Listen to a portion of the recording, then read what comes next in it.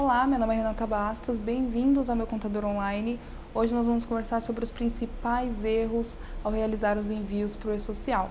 Hoje eu vou explicar para vocês algumas questões aí relacionadas à diferença na folha de pagamento, a envio de início de obrigatoriedade, enfim, algumas informações referentes aos envios por e-social. Vamos lá?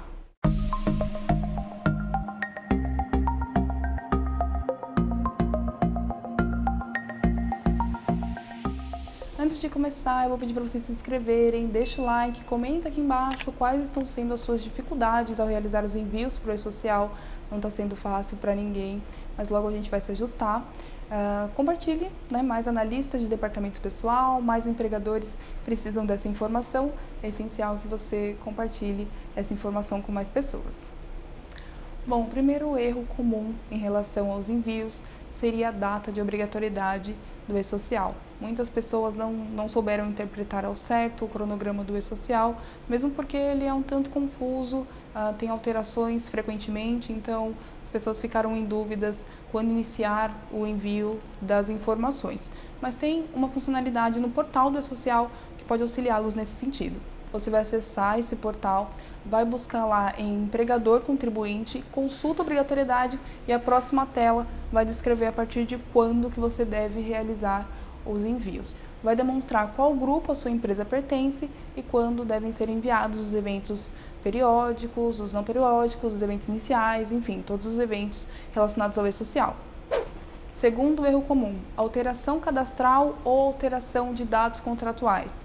Alteração cadastral, que é enviada pelo S2205, normalmente é quando é algo cadastral, é algo do funcionário mesmo, uma informação cadastral desse empregado. Por exemplo, um exemplo comum seria uma funcionária que se casou recentemente e precisa alterar o nome lá no portal do e-social.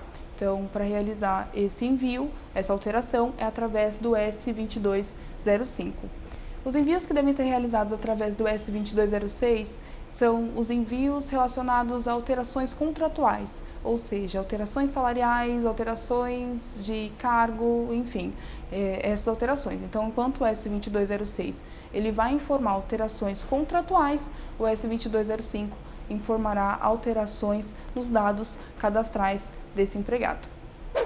Uma confusão comum seria em relação às tabelas S1005 e S1020. A S1005 é referente às tabelas de estabelecimentos, para matriz e filial, e a S1020 seria referente às lotações tributárias. Então, o que acontece muito? Os empregadores acabam informando as obras, os tomadores de serviço no S1005, quando na verdade ele deve informar no S1020. Eu vou explicar. No S1005, você vai informar questões relacionadas à sua empresa ou à matriz e filial. Se você tiver empresas que tenha matriz e filiais, você vai informar todas essas empresas no S1005. O S1005 vai trazer informações relacionadas ao KNAI preponderante, vai trazer informações em relação ao FAP, alíquota RAT, enfim. Então, você precisa enviar essa informação. Em relação a obras, você vai realizar o envio somente se as obras forem da empresa. Aí você envia pelo S1005. O S1020 você vai enviar informações relacionadas a tomadores de serviço. Então, eu vou alocar os meus funcionários para realizar a obra referente para um determinado tomador de serviço.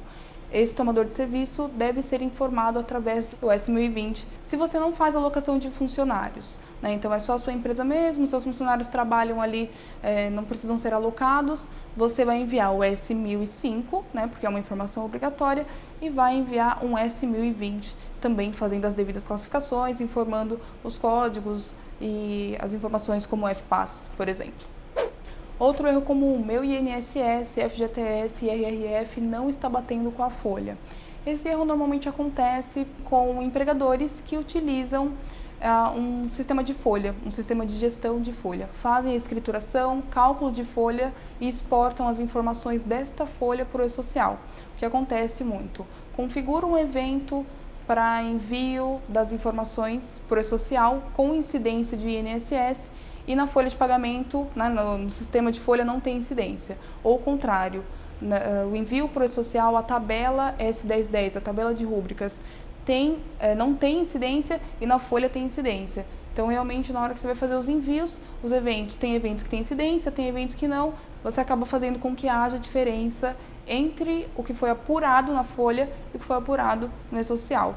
Tem sistemas de gestão de folha que, com uma atualização, ele resolve a questão. Tem sistemas que você, enquanto analista de departamento pessoal, precisa classificar, né? Então, quais são os eventos, quais são as incidências e afins, aí realmente precisa ver qual que é o seu sistema de folha. Mas, basicamente, é isso. As informações da folha, em relação aos eventos, precisam estar iguais às informações que serão enviadas na tabela S1010.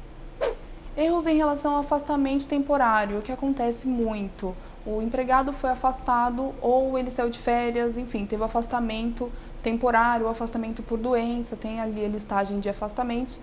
E o analista de departamento pessoal, a pessoa responsável pelo envio, enfim, realizou o envio do início e não realizou o envio do término desse afastamento. Então, o que acontece muito? O funcionário fica afastado e ele não está mais, ele já retornou. Então, o que é importante ter atenção, né? Bom, se o início do afastamento ocorreu em um mês, né, e o término ocorreu no mês subsequente, enfim, no outro mês, aí realmente depende do afastamento. Mas férias, por exemplo, normalmente é num mês, ele saiu no meio do mês, 30 dias, no meio do próximo mês ele retorna. Precisa ser enviadas informações no S2230 do início e do fim do afastamento. Se você envia só o início, não envia o término, o e-social considera que ele não retornou. Então, é importante fazer o envio do S2230, referente ao início do afastamento e referente ao término. Tem situações onde o afastamento inicia e termina no mesmo mês. Nessas situações, você precisa enviar uma única vez. Agora, em situações onde ocorrem o início numa competência em um mês e o término em uma outra competência, mês, enfim, você precisa realizar esses dois envios de forma segmentada. Bom, esse é o vídeo de hoje. Eu vou pedir para vocês se inscreverem. Comenta aqui embaixo quais são as suas principais dúvidas em relação ao e-social. Eu leio tudo que vocês postam aqui, qualquer dúvida. Mas dependendo se for uma dúvida recorrente, nós podemos fazer um vídeo específico para você. Compartilhe, ative as notificações. Sempre que nós postarmos novidades no canal, você receberá uma notificação. Enfim, é isso. Muito obrigada pelo acesso. Até o próximo vídeo. Tchau!